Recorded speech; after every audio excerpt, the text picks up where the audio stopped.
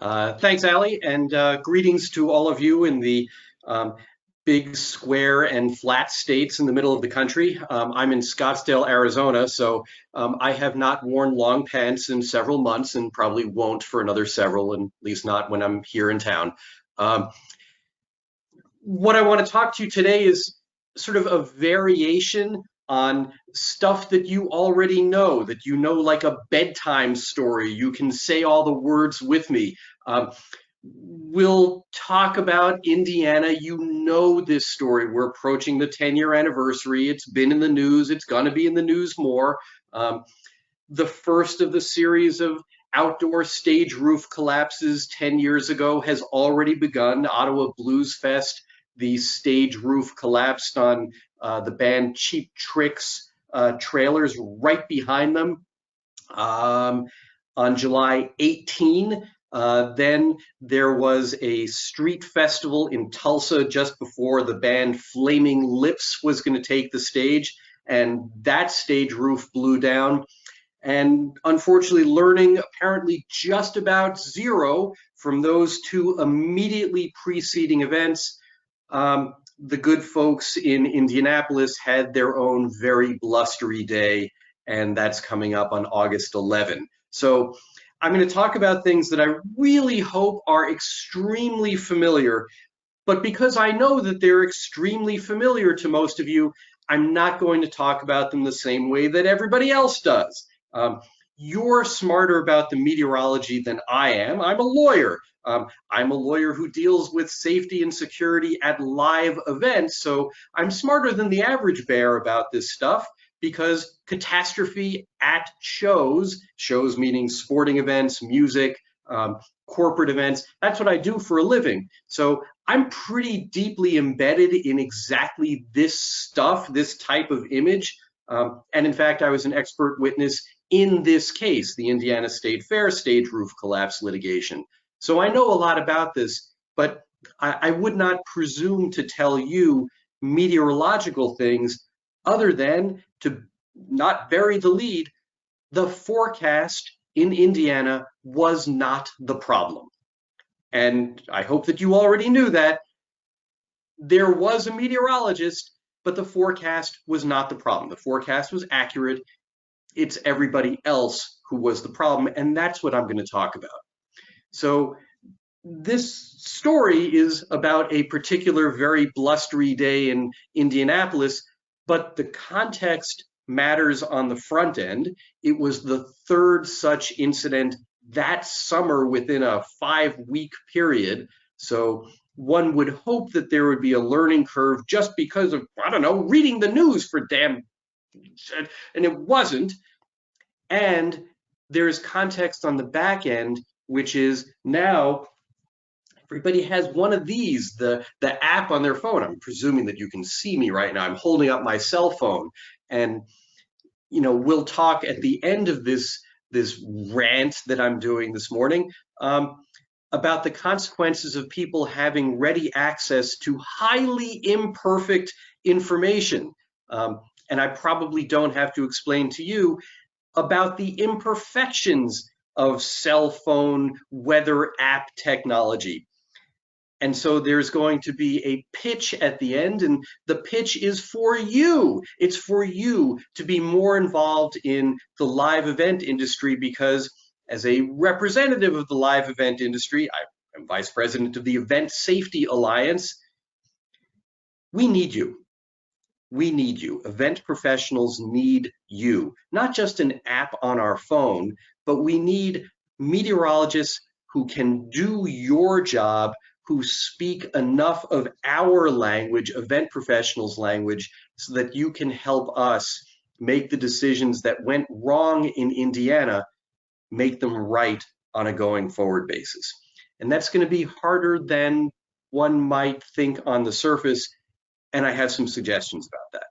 So enough of me showing you an image that should make all of us uncomfortable because you know what happens when the stage roof falls down. 7 people died. These 7, this is a plaque. I took this picture. It is outside the Indiana State Fairgrounds, and it's a memorial plaque to the 7 who died. And well, I'm not sure how much of the Hoosier spirit resides in any of them. I just don't like to think about it. So I'm going to say a few words about my street cred. Why should I listen to this Steve Adelman character? He seems to know some stuff, but I'm a meteorologist. Why do I care about events? So I'll give you kind of the intersection of what I know and what you know. And then we'll talk about the Indiana State Fair stage roof collapse, the Hoosier Lottery Grandstand stage roof to be specific. But I'm going to kind of go into that in a way that leads us out to the point that I already said I would reach, which is we, the live event industry, need you, professional meteorologists, to become more engaged with us because we suck at your job and we need your help. So that's where this is going. So let's begin. Presenter cred. So this is a nice thing that was written about me a couple of years ago in the before times when there were lots of events. NFPA Journal. NFPA is the National Fire Protection Association.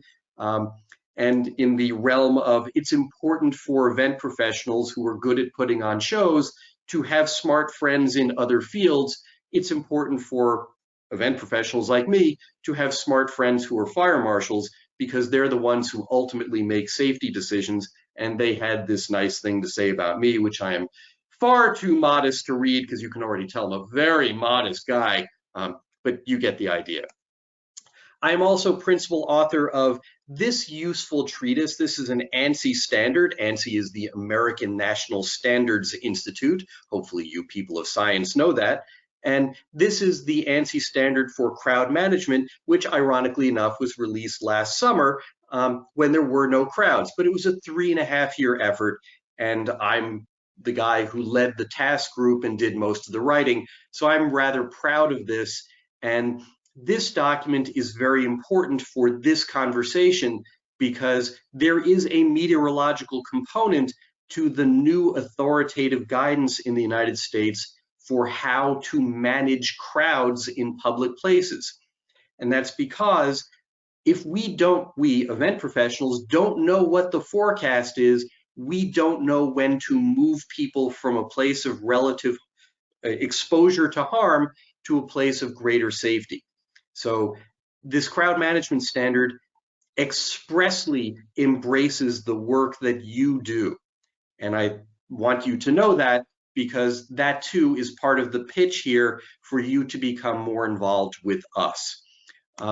So enough about me. Now let's talk about legal risk management lessons. Yes, that's what we're calling this. It's legal risk management. Risk management is basically taking any situation that could have some risk and figuring out what are the legal parameters, what's the legal foundation for the discussion, and then how do we apply the legal rules to the particular facts. That's what we're going to do. This is like a law school class. How do I know that? Because I teach in law school. And I initially terrorize my law students by making them try to remember the stuff that they learned in first year, and they realize, oh, they didn't learn it, and then I help them learn it, and then I apply it throughout the entire semester of crazy examples, which include Ottawa to Tulsa to Indiana and finally to Belgium, where there was a 4th stage roof collapse 10 years ago this summer at the outdoor festival Pukkelpop.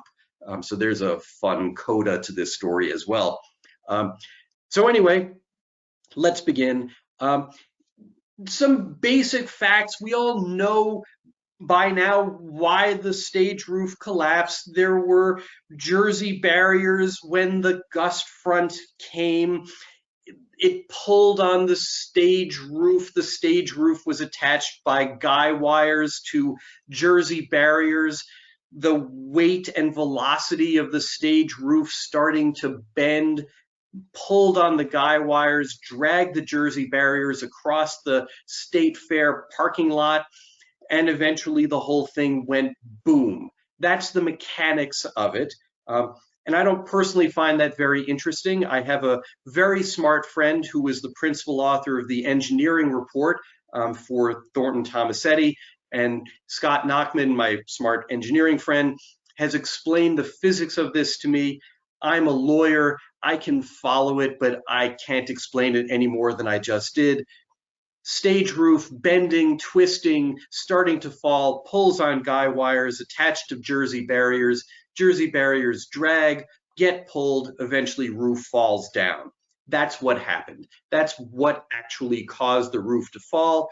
That's not so interesting to me. Let's rather figure out why 7 people had to die as a result of this fairly simple matter of physics. So ratchet straps and, again, lawyer talking to meteorologists. So let's move on. Other stuff, structural calculations. Yeah, find an engineer. We can go through all that. All right, let's get to more interesting things. Let's look at more attractive people. So these are the 2 singers, well, the 2 principal performers for the band Sugarland. Sugarland was about to take the stage. It was their set that was coming up. Some people erroneously, and I emphasize erroneously, refer to the Indiana State Fair stage roof collapse as, the Sugarland incident. It had nothing to do with the band Sugarland. They didn't perform. They never got onto the stage.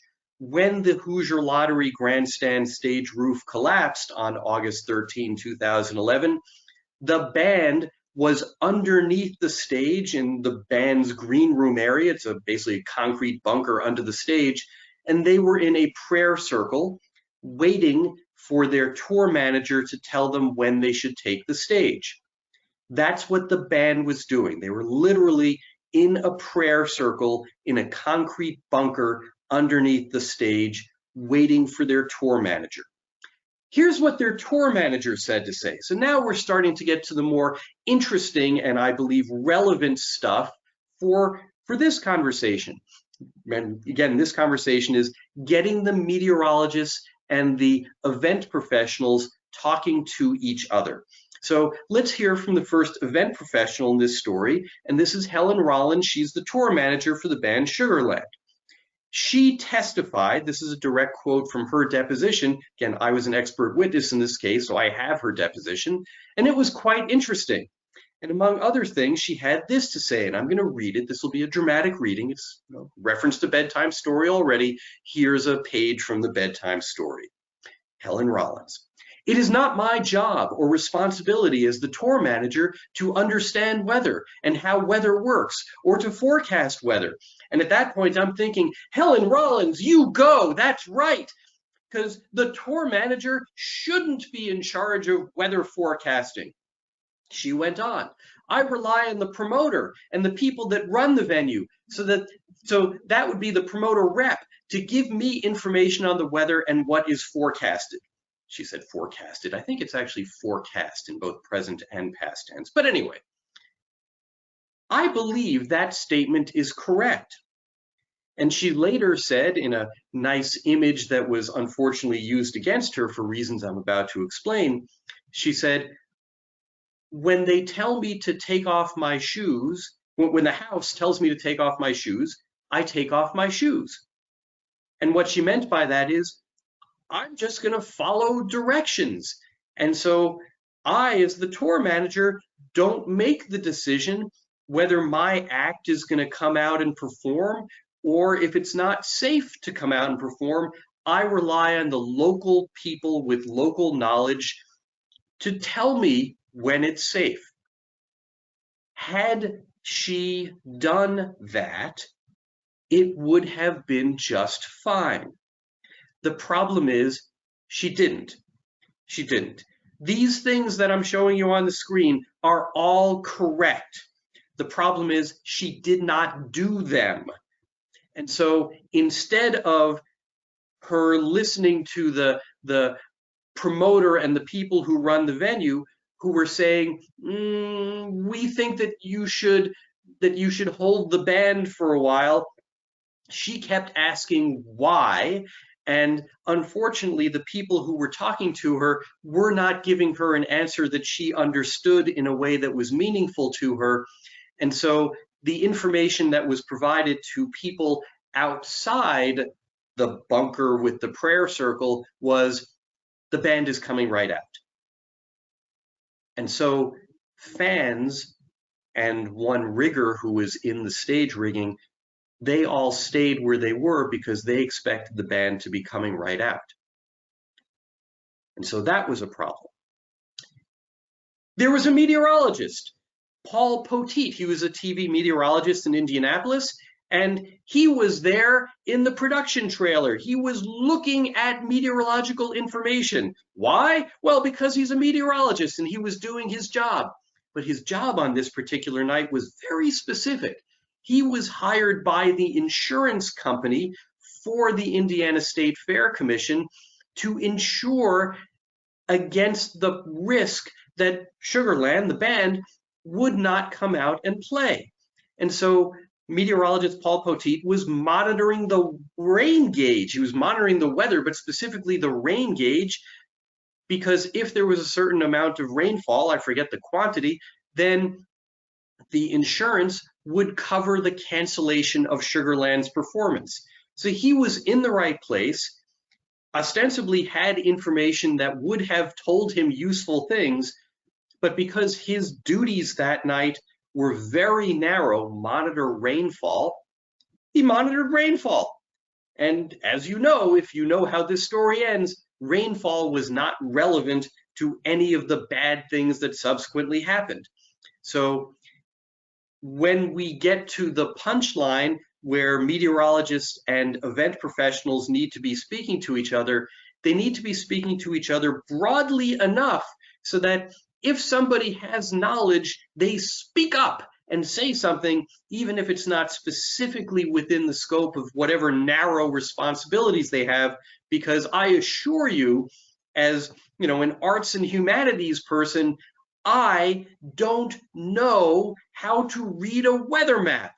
Now, I personally am colorblind, so I can't see the pretty colors anyway. I can see the squiggly lines, but I am the last person that anyone wants to be interpreting weather information. So if there is a meteorologist on site, I want him or her to be telling me meteorological things, even if their job narrowly described is to monitor rainfall, because they're a lot smarter than me. Change that.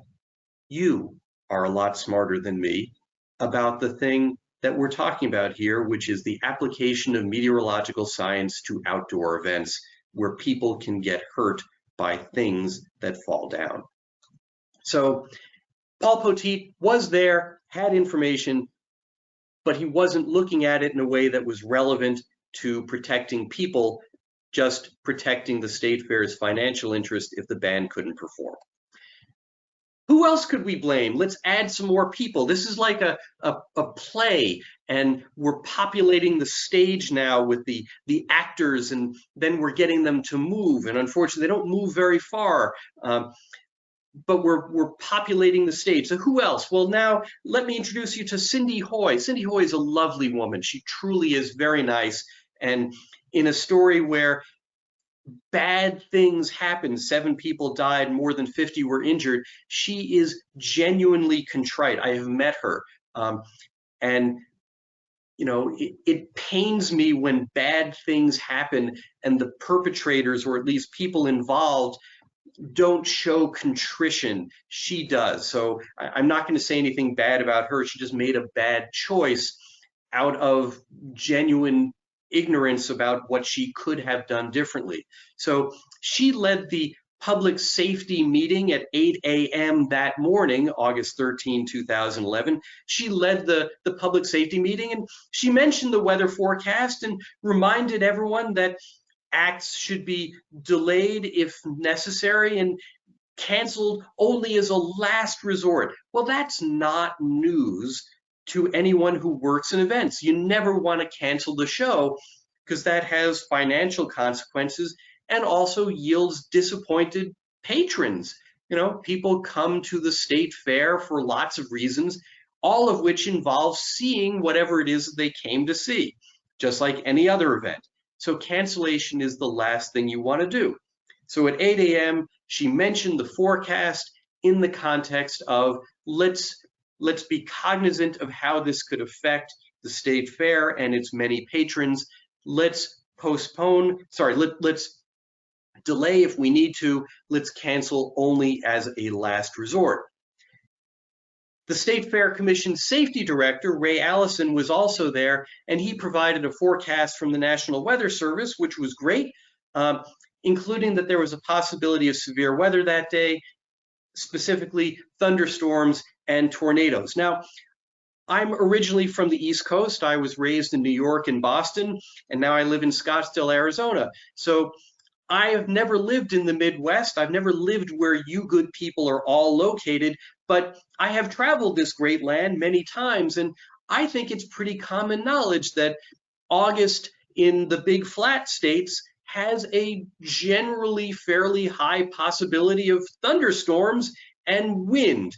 I don't think this is much of a news flash. So what Ray Allison said at 8 a.m. in the daily public safety meeting should not have been a surprise to anyone working that event with decision-making authority. Let's see how that went. There were smart people involved who didn't necessarily have useful responsibilities. So there was a radio operations manager, a local DJ who was quite well known, named Bob Richards. And he showed up at 6 p.m. So now we've gone from 8 a.m., the production's public safety meeting, to 6 p.m. Now it's getting closer to showtime. And Bob Richards, local radio personality, arrives at the fairgrounds, and he's just there to see Sugarland. He has no responsibilities at all, but he is a well-known guy who people listen to, at least listened to 10 years ago in Indianapolis. But he's just there to see the band. Back to Ray Allison. He calls the National Weather Service for an update. He's monitoring the weather. That's good. The forecast is indeterminate at around 6 p.m. And the storm is still far enough away that he doesn't have any specific guidance for anyone. He's just in watch mode. There's the other meteorologist, Paul Poteet, at 6:15. He shows up, but we already talked about his job. It's very narrow. He's monitoring the rain gauges, and that's what he's doing, and that's all he's doing. So he's in the production trailer looking for rainfall, and he'll measure it and advise the insurance company whether there is any coverage that's been triggered by rainfall. And then finally, the last member of our cast is local police captain Brad Weaver. Brad Weaver, like Bob Richards, the radio guy, Brad Weaver is there to see Sugarland. He has no responsibilities. He's a state police captain just there with his wife to see the lead band. So he shows up, he checks in with the State Police Ops Center and the Joint Ops Center, basically says, hi, I'm Brad Weaver. Everybody says, oh, Captain Weaver, good to see you. And he says, I'm just, here with my wife. We're going to see Sugarland. Hope you guys have a good show. And he leaves. Well, you know what happens next. The gust front is the problem. The forecast was accurate, but the people on the ground who I just introduced you to did not understand the pretty colors and squiggly lines. There was a discussion about holding the band and moving people away from the Hoosier Lottery grandstand stage roof. Specifically, the people who were closest to that area were the band's best fans of all. They were in an area, VIP section called the Sugar Pit, because the band is Sugarland. So the band's best fans were in the Sugar Pit, closest to the stage, right up against the barricade, which means when the stage roof eventually collapsed, they were most directly in harm's way. And so the price of loving a band in that case turned out to be a very high price. How it happened was people were literally the people who I introduced you to, the people with some authority and some knowledge, were literally congregating around stage right, that's the left side of this picture, and they were looking up at the sky, looking up at the sky. I think in your meteorological training, that's probably not the preferred method of knowing what the forecast is, but that's what they were doing because they did not understand what information was provided to them. There was unfortunately a communication breakdown. And so all the people that I introduced you to had pieces of information, but nobody had all of it in one place at the right time. So Captain Weaver later testified in his deposition. By the way, when I say in someone's deposition, you should know that's bad, because if someone has testified in a deposition, that only arises when there's a lawsuit. And so while it puts food on my table, again, I'm an attorney, it generally means something very bad has transpired. So back to Captain Weaver. He testified in his deposition that between 8:20 p.m. and 8:45 p.m., the pieces were in place that we were going to evacuate. They were ready to evacuate in the sense that they had moved security and police into position to open the gates. The gates themselves were ready to be opened, and the turnstiles were moved so they wouldn't be a trip hazard. The house was ready to evacuate and get all these people that you see in the foreground of this picture. They were ready to be moved out of harm's way. Physically, the scene was set. And so back to our stage, you have all the humans in the right places, the props are all in the right places. But if you are writing the script, the dialogue doesn't fit. The dialogue did not cause human beings to move in such a way that they could avoid harm on August 13, 2011. And so eventually, State Fair Director Cindy Hoy, talking with Captain Weaver, who at this point had disengaged with his wife because Sugarland had not yet performed. Remember, they were there to see Sugarland, not on duty. And Captain Weaver and Cindy Hoy are standing along stage right, and they're talking about what to do. And eventually the two of them tap out a message on Cindy Hoy's cell phone, and they hand it to radio personality Bob Richards, and Bob Richards says some things which turn out to be very unfortunate, which boil down to, hey, nobody move because Sugarland is about to come out, and let's have a great show. And unfortunately, very shortly after Bob Richards said, hey, everybody, just stay where you are because Sugarland is about to come out and play, and we know how much you love them, that's when the gust front hit. The storm, the rest of the storm, arrived exactly as forecast. The forecast was right. The people who had to understand the forecast did not. And that's why there's a plaque eulogizing 7 people who maybe had the Hoosier spirit, although honestly, at least 2 of them weren't from Indiana at all. They were from Chicago. So that's the background on what happened. Let's now apply just a bit of law, and obviously this is me not looking so happy in front of the state fairgrounds a few years ago when I visited. The law, and this is common law, so it applies in each and every state in which you're located.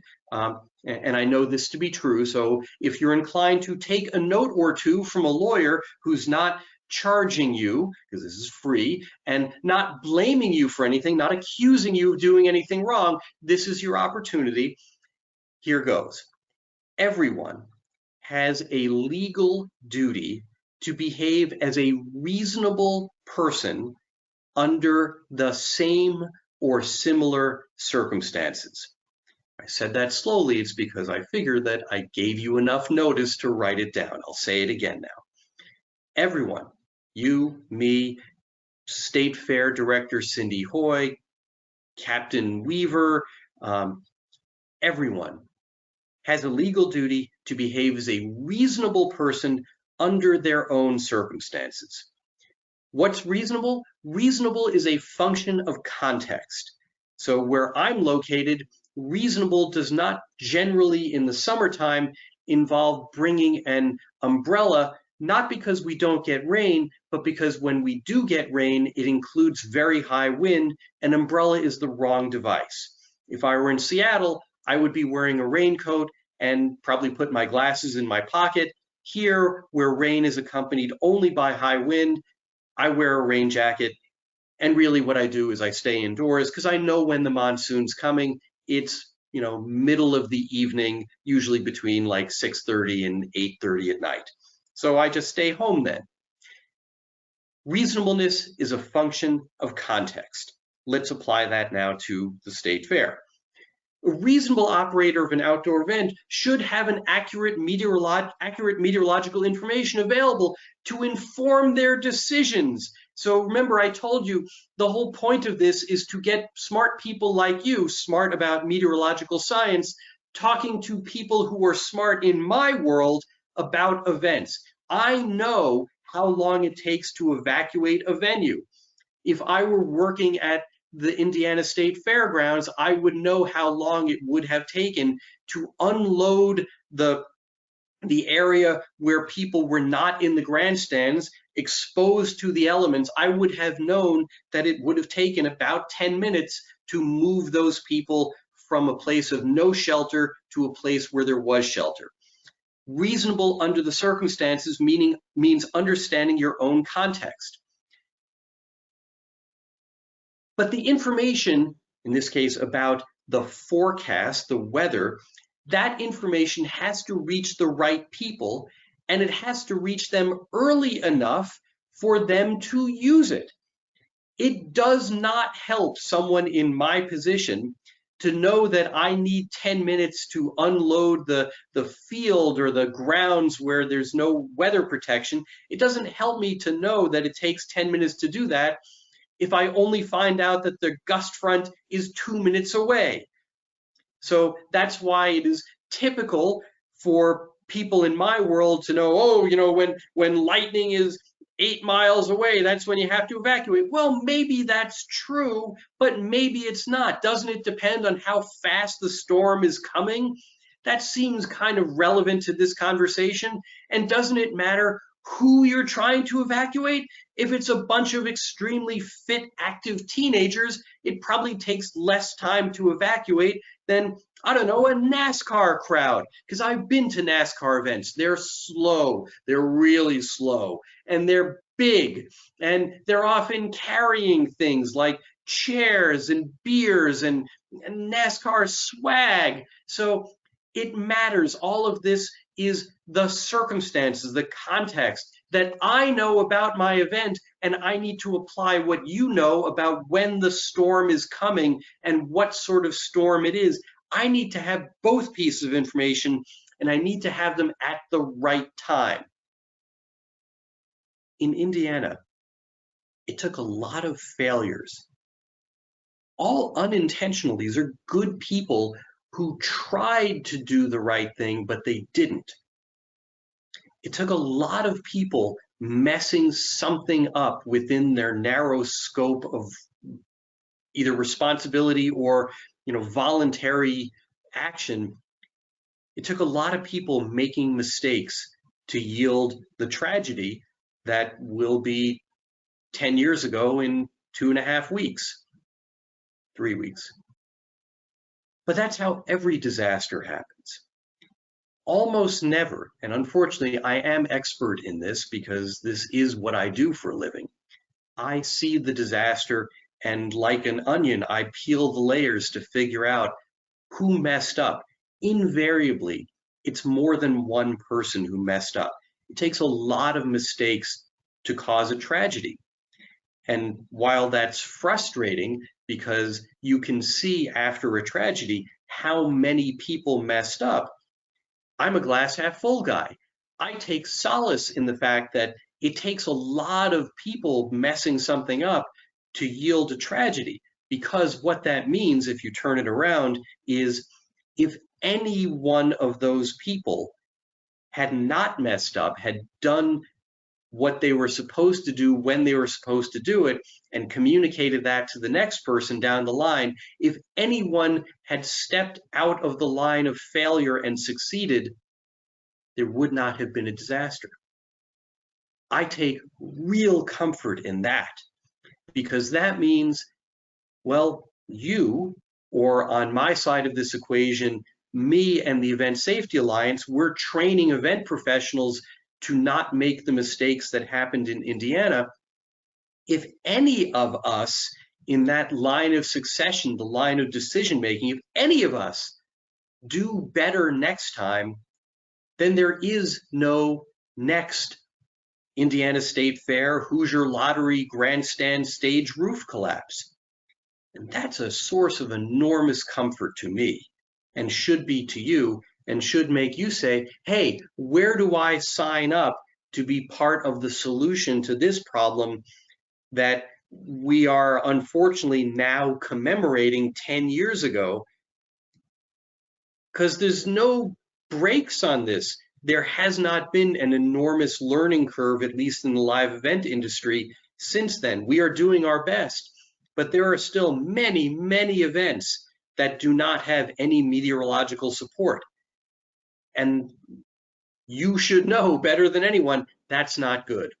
So that's the last of my slides. So let's see if we can take that down. And Ali, you may have to do this for me because I don't really know how to take down my slide deck. But while Ali is hopefully helping me, I'm going to segue to a conversation I had just recently with my girlfriend, who is an event planner. So she plans outdoor events of all sorts here in the greater Phoenix area, and also up north in Sedona and Flagstaff, places that have more different types of weather than us. You know, Phoenix, like the easiest place to be a meteorologist. Today is going to be hot and sunny, or it's going to be nice and sunny.